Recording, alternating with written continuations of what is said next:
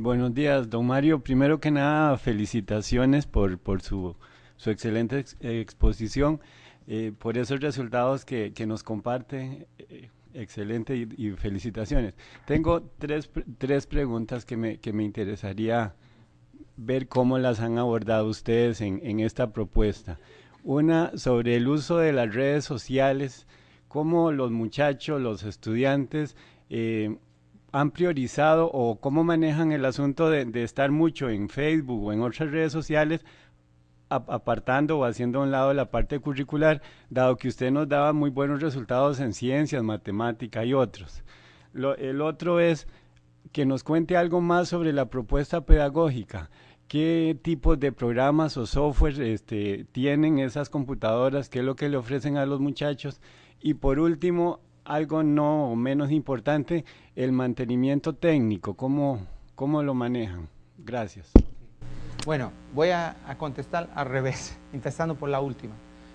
El mantenimiento técnico creo que fue uno de los logros del proyecto. ¿Por qué? La computadora, cuando estaba entregada por el operador de comunicaciones, que el operador de comunicaciones, más que la plata, ha garantizado toda la logística. Entonces, la familia tiene un número de teléfono, no del operador solamente, pero del proveedor del equipo, porque tuvimos varios tipos de equipos. Y llama directamente, como en el mercado normal, al proveedor del equipo, a la marca, y hace el mantenimiento. Yo creo que fue muy bien exitoso, porque antes teníamos y seguimos teniendo algunos problemas de mantenimiento en la escuela, porque, bueno, ahí, como el computador pertenece a la persona, él, si no está funcionando bien, se queja inmediatamente, y en ese caso no está dependiente de nada, y llama. Y si el proveedor no le resuelve el problema, llama al operador, que es la entidad que le ha vendido. Y el operador, con la fuerza negocial que tiene, no quiere problemas con sus clientes. Entonces, eso no ha sido un problema, de verdad. Y creo que ha funcionado bien, porque la persona, cada uno tiene responsabilidad por su computadora. Entonces, eso ha funcionado bien. Otro aspecto, los temas de las redes sociales. Los temas de las redes sociales, cuando empezamos, aún no estaba muy fuerte en Portugal. Estaba empezando en ese tema. Pero no tengo conocimiento de grandes problemas. Lo que hay es que la gente utiliza las redes sociales en lo normal. Tenemos si miramos a las estadísticas de las redes sociales, Portugal tiene una alta participación, pero no es de las más altas. Es un poco arriba de lo que sería normal, pero no tanto como sería esperado con la masificación. Y hay bastantes experiencias en Portugal de uso de las redes sociales en la educación. Eso existe. Profesores, escuelas que utilizan eso. Pero tenemos en Portugal tenemos varias, pero dos grandes editoras de textos escolares, libros escolares. Y ellos tienen las dos plataformas educativas con contenido digital que está exactamente organizado de acuerdo con los libros escolares, con el programa. Entonces, el profesor tiene acceso a esta plataforma gratuitamente, porque las editoras usan esta capacidad para promocionar sus libros, porque en Portugal también es el profesor que debe elegir el libro. Entonces, ellos lo utilizan gratuitamente para los profesores, para incentivar a los profesores a conocer los libros de su editora. Y ellos sí, con los contenidos que tiene alguna integración también de las redes sociales. Y también los contenidos y toda la integración está hecha directamente por las entidades que son responsables por producir los contenidos del libro. Pero hay también otros proyectos. Hay proyectos de empresas, hay proyectos de profesores, hay proyectos de escuelas, y hay proyectos del Ministerio de Educación, disponibilizar contenidos, en general contenidos no pagos a todos. Hay varias iniciativas en ese sentido, e incluso las operadoras de telecomunicaciones. Por ejemplo, el Scratch en Portugal está movido por una operadora, por la Portugal Telecom, que es lo incumbente, y ha hecho un acuerdo con MIT y patrocina clubes de Scratch. Es una dinámica muy generalizada que está estructurada en tres áreas. Una es el trabajo del Ministerio de Educación, de los profesores, de las escuelas, etc. Por otro lado, los editores de libros escolares tienen su propia estrategia y hay varias iniciativas generales. Yo creo que uno de los elementos es que nosotros no podemos garantizar el inicio, todo ese sistema. Ese sistema depende de una inversión generalizada. El hecho que tenemos ese acceso masivo es lo que ha potenciado esa inversión.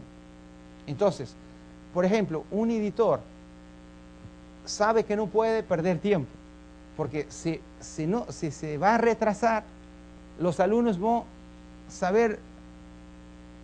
a buscar otro tipo de información, van a Khan Academy, van a Google, van a todo sitio, buscar otro tipo de contenidos. Y ahí ellos tienen de moverse. ¿Okay? Y en ese sentido es donde estamos, con esa inversión. Por eso en este momento, en los últimos años, incluso Portugal ha cambiado de gobierno hace 3 meses. El nuevo gobierno ya ha dicho que va a seguir con el programa, pero su enfoque va a ser los contenidos y la utilización a ese nivel. En mi opinión, hay dos temas muy importantes en esta materia.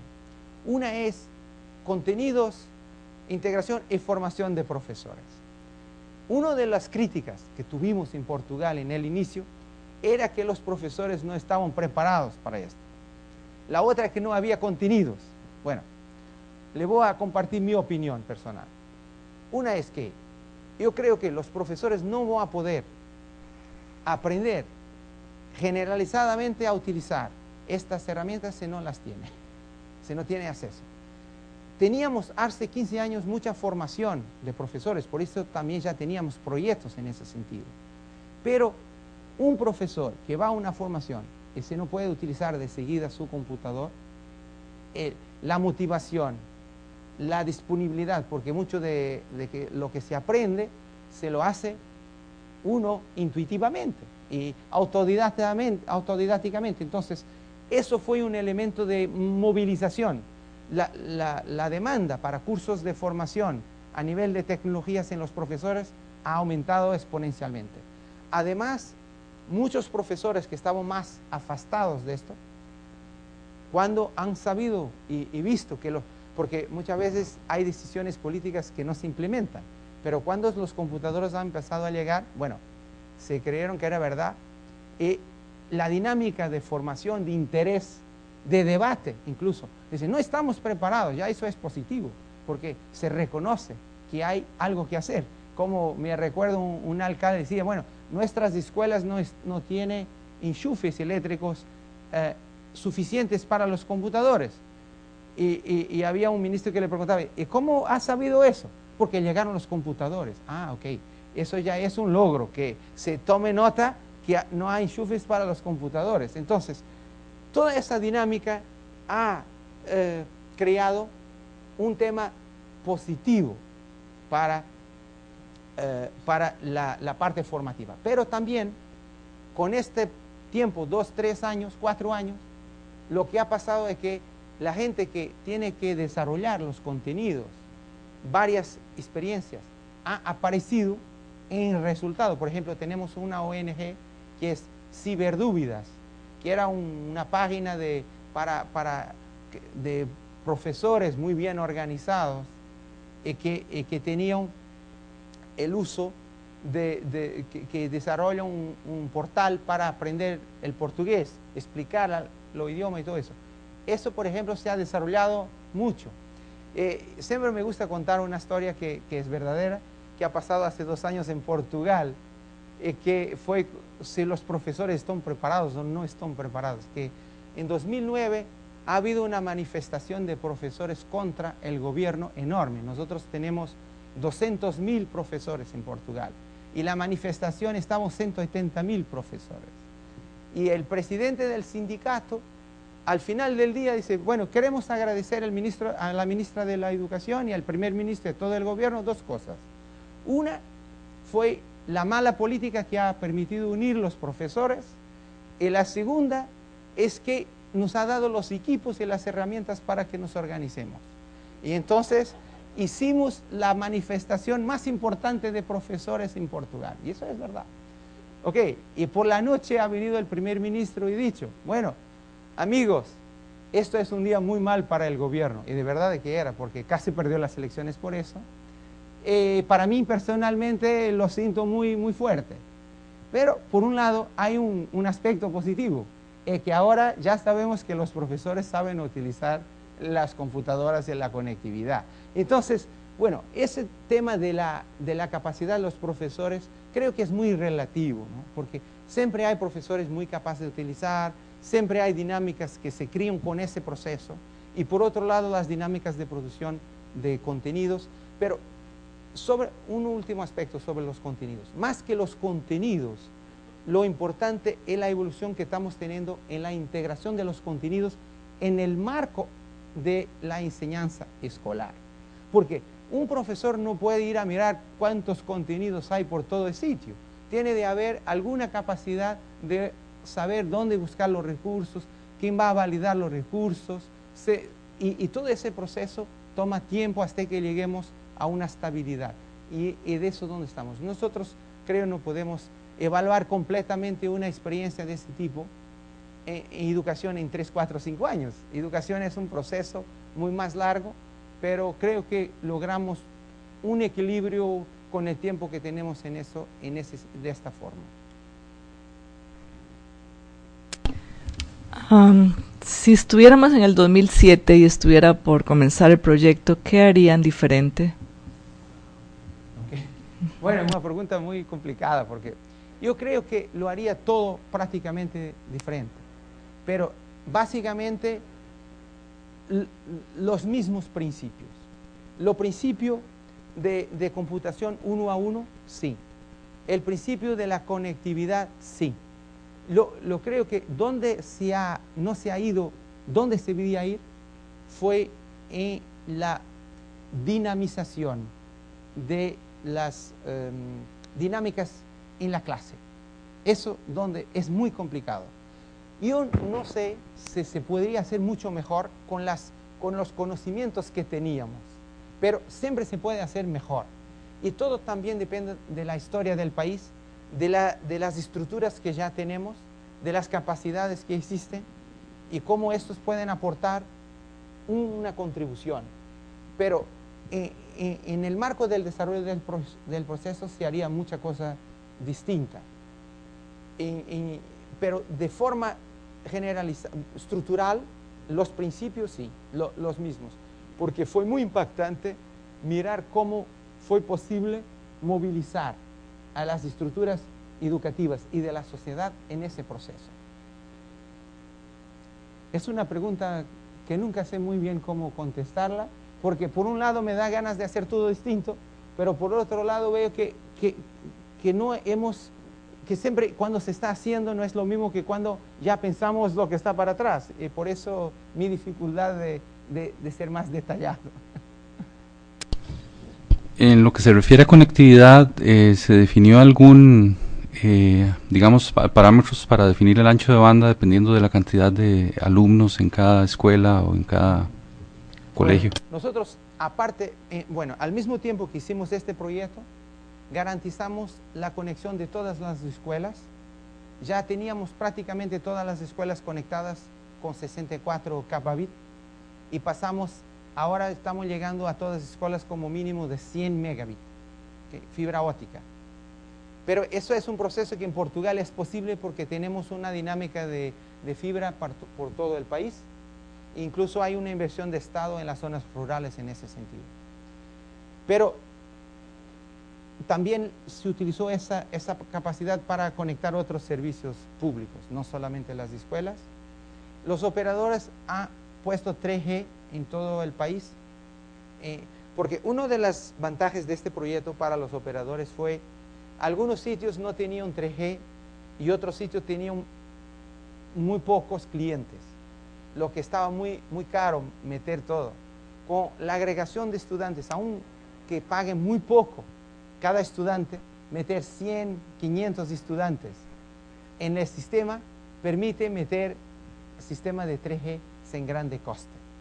Pero para meter el 3G hay que llegar con la conexión internet a la antena. Entonces, al mismo tiempo lo que hicieron fue meter otra conexión a la escuela y meter Wi-Fi y dar a los estudiantes la posibilidad, cuando están en la escuela, de conectarse con Wi-Fi y cuando están en su casa con 3G y con la misma suscripción. Entonces, por un lado, eso fue la parte de conectividad. En las escuelas se ha desarrollado redes de escuela, cablar toda la escuela, y tenemos ya llegando a 2/3 de las clases, de las secciones, ya tiene pisaje digital. Entonces, ha habido una inversión también en la escuela, en la estructura de conectividad y de equipos de la escuela, no solamente la computadora. Y cuando es posible, creo que es lo ideal. Además, en muchas escuelas lo que se ha hecho fue, teníamos muchas escuelas con muy pocos alumnos y muchas escuelas de este tipo han cerrado, se han construido nuevas escuelas. Portugal ha despendido el año anterior 500 millones de euros solo para construir nuevas escuelas, con todas las posibilidades. Eso fue una inversión paralela, pero el proyecto no dependía de eso, pero con eso se potencia mucho el proyecto. Y en conectividad sí se hizo.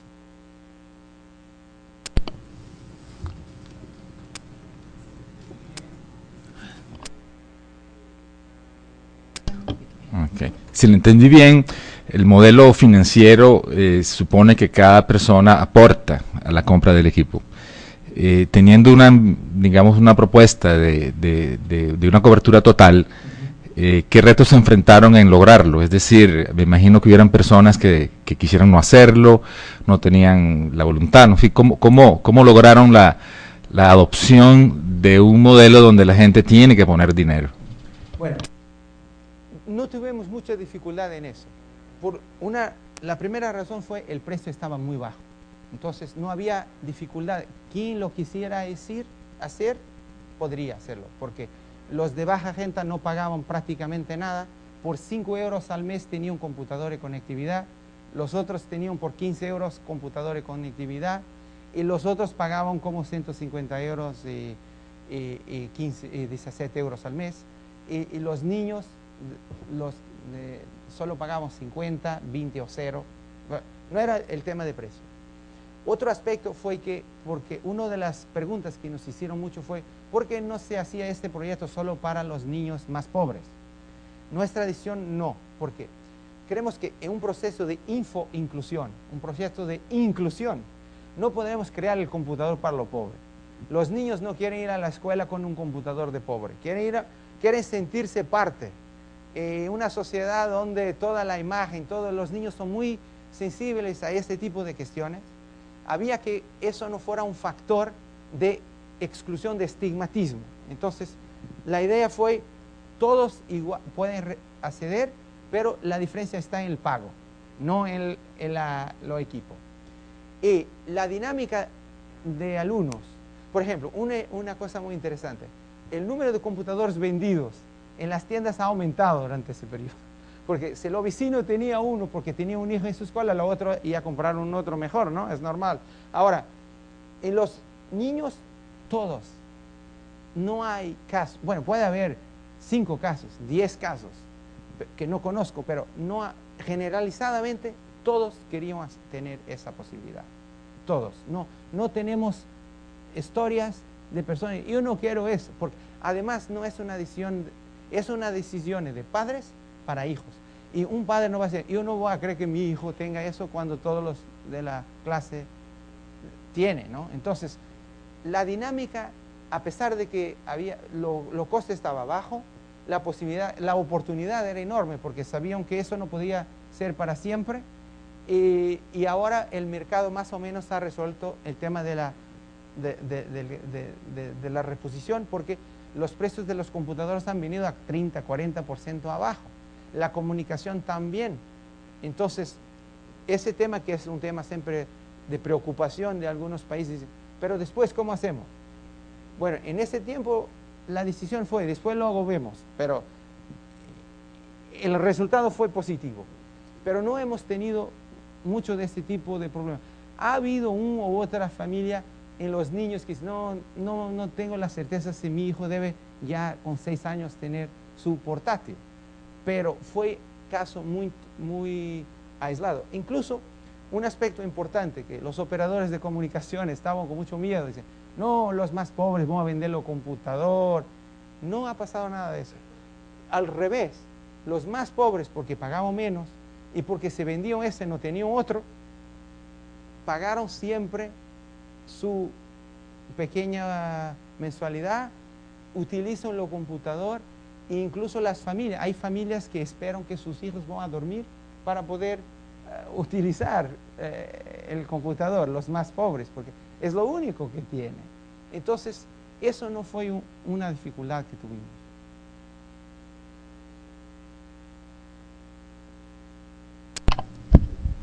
¿Cómo han hecho con la sustitución de equipo? Cuando se descompone, que ya de todo no pueden arreglarse, y luego con la seguridad del equipo. A nivel de reposición no tengo noticias, porque a mayoría se puede resolver. Yo sé de algunos casos muy particulares que ha habido problemas, la gente, los proveedores lo han vendido por un precio muy simbólico para no tener problemas de imagen, todo eso. Pero en la verdad, bueno, ese es un problema que no tiene una solución completa, porque si yo voy a comprar un equipo y si no tengo cuidado, puede pasar que, pero no se puede, si garantizamos siempre la reposición, la gente tendría otro tipo de actitud. Entonces, la gente tiene que tener la responsabilidad, porque el Estado no puede estar apoyando reposiciones permanentes. Pero eso en general hemos tenido algunos casos y el proveedor lo ha resuelto, en particular con este más pequeño para los niños, pero en general el proveedor lo ha resuelto sin problemas. El tema de seguridad no tuvimos muchos problemas, porque ahora se podría resolver esto mejor. Eso sería un cambio, porque ahora, por ejemplo, ya hay un sistema de chip que permite que es antirrobo, que si uno no le quitan la computadora, al fin de algunos días el computador se bloquea para siempre, o por lo menos hasta que llegue alguien con la clave, y eso no se puede quebrar. Bueno, no se puede quebrar como no se puede quebrar un teléfono, siempre se puede quebrar, pero no es algo que se pueda hacer en la calle. Entonces, pero no tuvimos problemas con eso, pero Portugal es el 6º en el mundo más seguro. Entonces, también eso es un elemento, pero ahora, en este caso, es más sencillo resolverlo, porque ya se puede bloquear el computador como se lo hace con el teléfono. En 2007 o 2008 eso no existía. Los sistemas de bloqueo eran sistemas muy frágiles. Pero no tuvimos casos de... Además, una de las ventajas de la masificación es que el robo es menos interesante porque todos tienen. Entonces, solo para vender para afuera, pero no es mucho atractivo, ¿no? Y así fue. Don Mario, en referencia a este procedimiento que se utilizó al procedimiento que se utilizó para cobrar en forma escalonada, dependiendo de los ingresos de la familia, a los costos que usted mencionó de 0, 20, 50 euros por equipo, ¿cómo fue que hizo el gobierno de Portugal para efectivamente conducir ese proceso? Sí. Explico. Bueno, la gente en la escuela recibía un código, iba a una página web de la fundación, metía el código, su nombre y una identidad, que era la identidad como era reconocido en la escuela, en el Ministerio de Educación. Nosotros automáticamente enviábamos esa información para el Ministerio de Educación. era automático, era un web service. Ahí recibíamos inmediatamente la respuesta, si era un caso verdadero o no, si era una persona, un estudiante o un profesor, y cuál era el nivel de pago.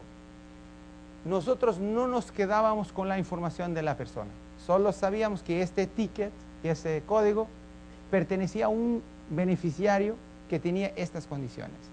De seguida pasaba a otra página, pero todo automático. Elegía el operador, lo equipo, porque los operadores tenían varias ofertas, y la conexión. Y ahí recogíamos la información del personal, pero la necesaria para cerrar el contrato con el operador. Y inmediatamente el operador de comunicaciones recibía esa información. Nosotros tampoco nos quedábamos con ella, solo teníamos nosotros podríamos saber de un operador y preguntar al Ministerio de Educación quién era, o del Ministerio de Educación preguntar al operador quién era. Nosotros teníamos esta clave, ellos no podían comunicarse entre ellos y nosotros no teníamos datos personales. Con eso garantizamos el control del sistema sin tener acceso a los datos. En Portugal tenemos leyes muy restrictas en ese tema. Entonces, con esa información, el operador era lo que conducía todo. El computador, en el caso de los niños, llegaba a la escuela. En el caso de los de 11 a 18, era entregado en casa. Entonces, en cada hogar llegaba el computador con una empresa de distribución o por el correo, una empresa de los correos que hace los mismos servicios, y la entrega estaba marcada. Normalmente era como algunos días máximo. Podía ser el mismo día a veces o el día siguiente. Y también un operador ha decidido avanzar e entregar los computadores en la tienda, porque había personas que no sabían muy bien manejar para inscribirse. Llegamos a la tienda porque al final del día había una competencia entre operadores para conseguir mayor número de alumnos, lo que ha permitido crear un servicio de atendimiento de tope.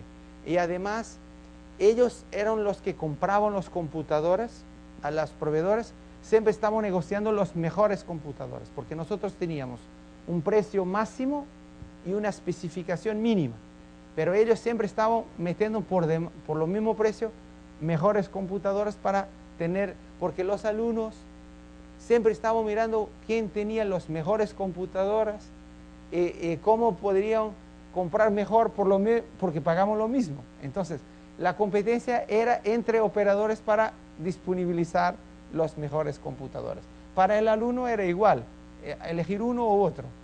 Y había mucha competencia en ese sentido, y eso nos ha permitido garantizar, por un lado, el aumento de la calidad de los computadores, la calidad de atención al cliente, y al mismo tiempo bajar los precios de los equipos.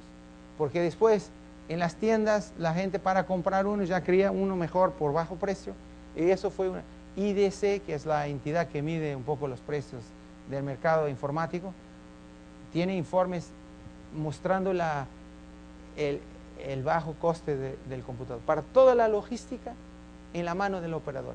Y eso fue lo mejor, porque todo este proyecto lo hicimos con 6 personas. La fundación tenía como 6 personas para manejar. Lo que hicimos fue la aplicación de control. El Ministerio de Educación tenía los datos de los alumnos, entregaba los vouchers y nosotros, y la logística del operador. Y ahora, bueno, como tenemos bastante cooperación internacional y con instituciones, tenemos 10 personas en la fundación, pero la parte core del proyecto fue como 5 o 6 personas. Un abogado con el tema de los contratos, un informático con la aplicación, después con más 2 personas que llegaron después, pero lo que ha manejado todo el desarrollo, otra persona para la parte administrativa y financiera. Teníamos también outsourcing de apoyo de financiación, con Price, control de cuentas de Deloitte, ese tipo de cosas, pero la estructura de la fundación son 10 y para el proyecto 6 personas. Entonces, toda la logística lo pasamos al operador, que al final del día es lo que va a tener los clientes. longo termo, entonces es justo que tenga ese trabajo inicial de atender al cliente. Y todo, por ejemplo, el call center, porque para 1.700.000 personas, el call center, los operadores se quejamos mucho.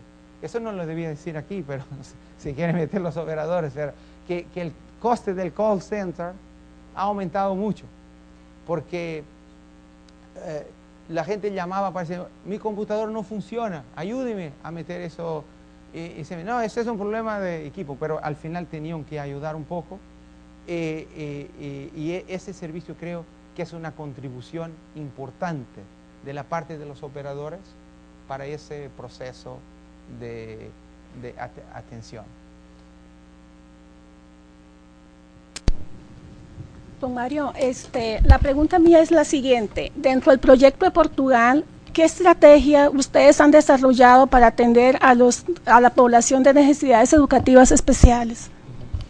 Bueno, eso fue un punto muy discutido ahí.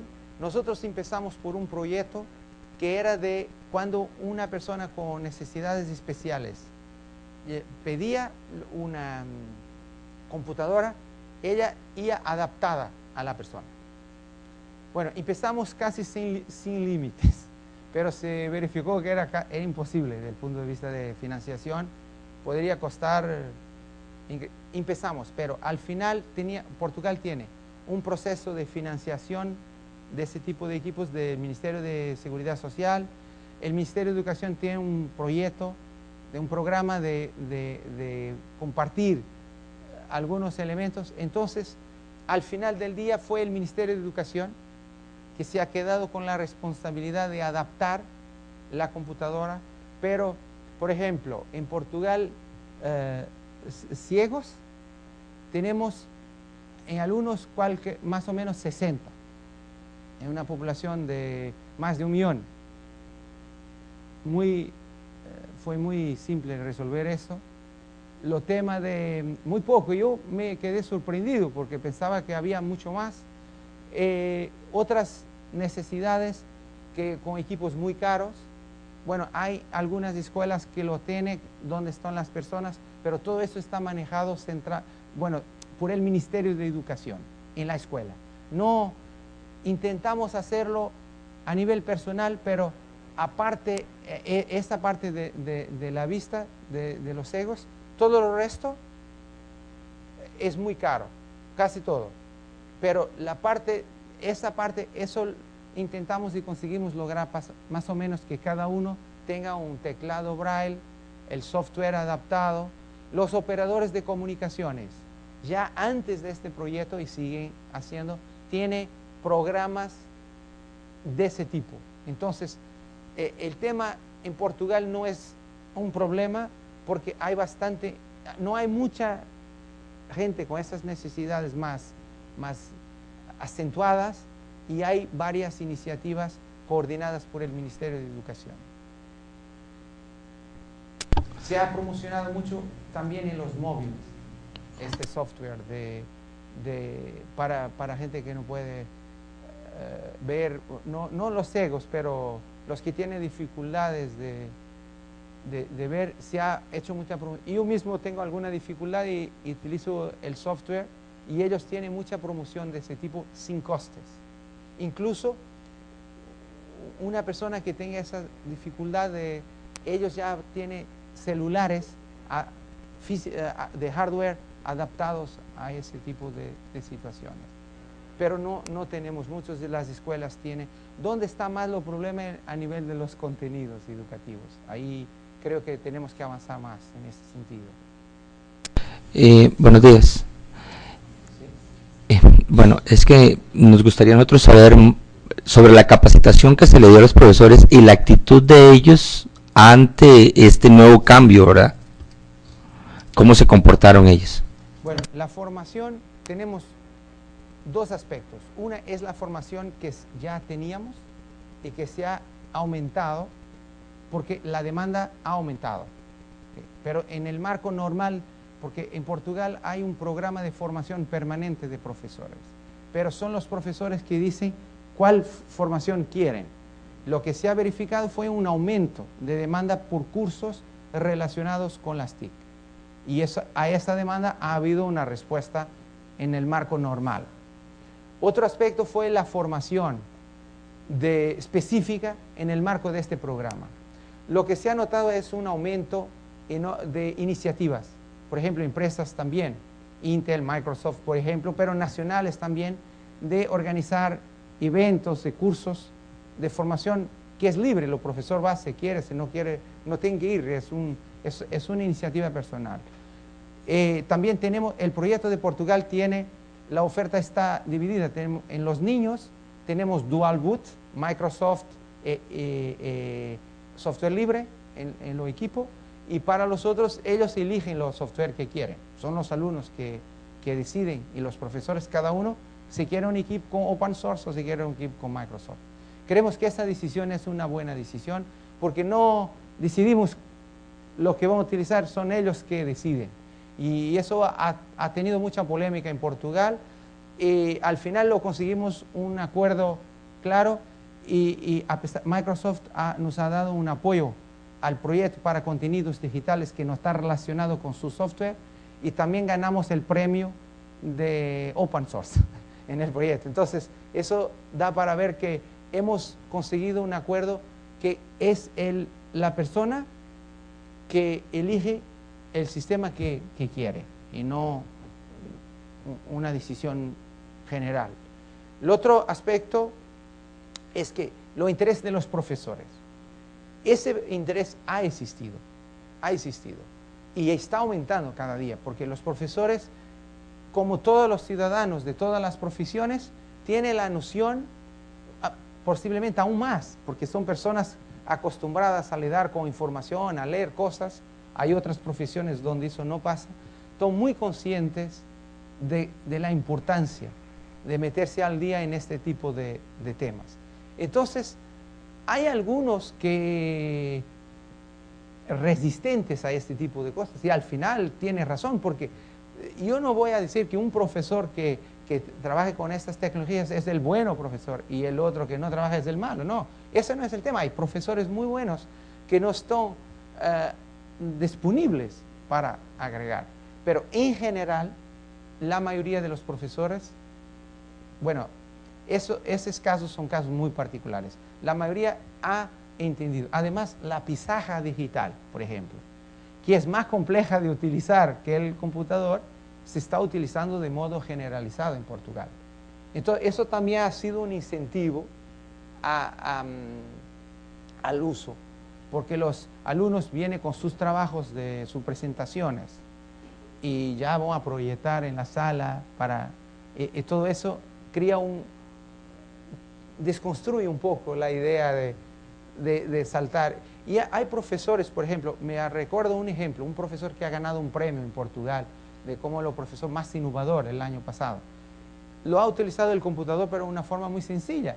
Con la cámara ha hecho los alumnos de primaria, ha hecho fotos, ha creado muchos textos sobre este concepto de fotoblog. Entonces, ya los alumnos hacen las fotos, después organizan las fotos, después hacen textos para complementar las fotos y hacen presentaciones.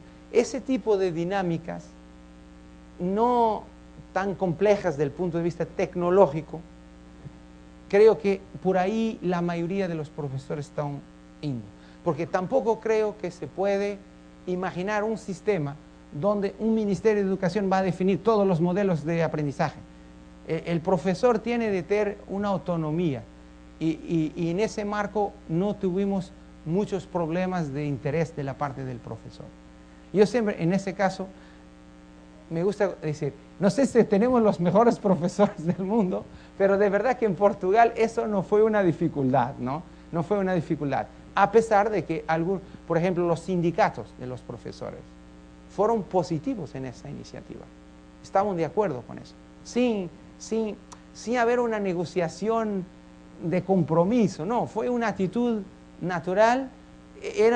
Los sindicatos de profesores son muy de izquierdas en Portugal, las direcciones, estaban contra el gobierno anterior bastante radicalizados políticamente, no personalmente, claro, pero por razones de política general, pero en este caso, los sindicatos, que son un poco la expresión también de otros aspectos, han mostrado una separación, porque han entendido que eso sería una valoración de su ámbito profesional. Entonces, no tuvimos muchas dificultades en ese tema.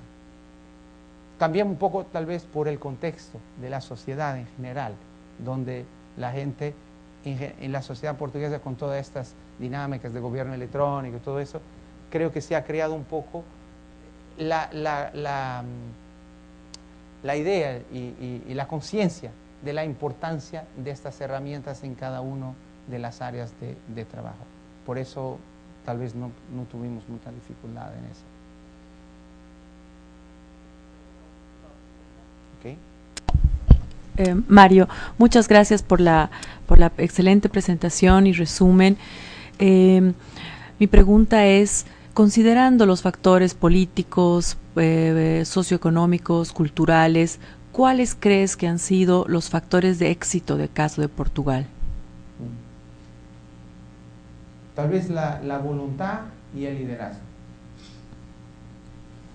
Muchas gracias. Posiblemente estos son los aspectos más fuertes. La voluntad de hacerlo. Porque uno de los problemas que tenemos en la sociedad portuguesa, en la cultura política, por ejemplo, es que siempre la gente tiene miedo de avanzar porque no tenemos todo preparado, porque hay problemas que aún no están previstos, que vamos a tener muchas críticas, todo eso. En ese aspecto creo que nuestro primer ministro fue muy determinante, porque ha dicho, bueno, me recuerdo en una reunión, toda la gente estaba, ¿y cómo va a ser políticamente? ¿Cómo vamos a resolver? Incluso los técnicos estaban comentando eso. Y el primer ministro dice, no, vosotros vamos avanzando con el tema. Y para la política estoy aquí yo trabajando. Entonces, bueno, esta determinación de hacerlo corriendo riesgos, habiendo riesgos. Ok, tenemos riesgos, pero vamos a hacerlo. Eso una cosa. La voluntad de hacerlo. Y después, mirar, creo que en algunas sociedades como la portuguesa, este miedo al riesgo. Es decir, no podemos hacerlo porque no sabemos cómo va a pasar. Eso, en mi opinión, es un límite a muchas cosas que podemos hacer y que somos capaces de hacer. Y cuando superamos ese miedo, aunque no vamos a saber cómo va a salir, entonces conseguimos hacer las cosas. Y eso creo que fue en Portugal. En este caso, la determinación, la voluntad de hacerlo, es lo que ha creado la dinámica que ha permitido hacerlo.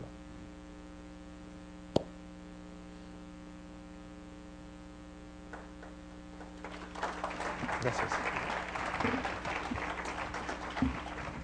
En nombre de la Fundación Omar Dengo y SUTEL queremos agradecer a don Mario Franco por esta excelente presentación y sesión de preguntas y respuestas que han complementado su presentación de esta mañana. Y queremos agradecerle el tiempo y su visita a Costa Rica para apoyar las acciones que está haciendo la SUTEL para poner en práctica algunos de estos proyectos que forman parte de las prioridades país, con el uso de los fondos del Fondo Nacional de Telecomunicaciones y en apoyo a las acciones que ya realiza el gobierno en este sentido. Como dijo don Carlos Raúl al inicio, la FOT y SUTEL estamos en este proceso de organizar un par de eventos más este año. Estaremos comunicándonos con ustedes vía correo electrónico si logramos concretar esto. Posiblemente sería la semana del 21 de noviembre una de las sesiones y otra sería en la primera o segunda semana de diciembre. Estamos coordinando con SUTEL en qué momento lo vamos a realizar, pero les estaremos invitando. Tenemos un pequeño refrigerio aquí a la salida de la sala para que por favor nos acompañen y tengan un momento también de conversar con don Mario unos minutos más. Muchísimas gracias. Buenos días. Muchas gracias.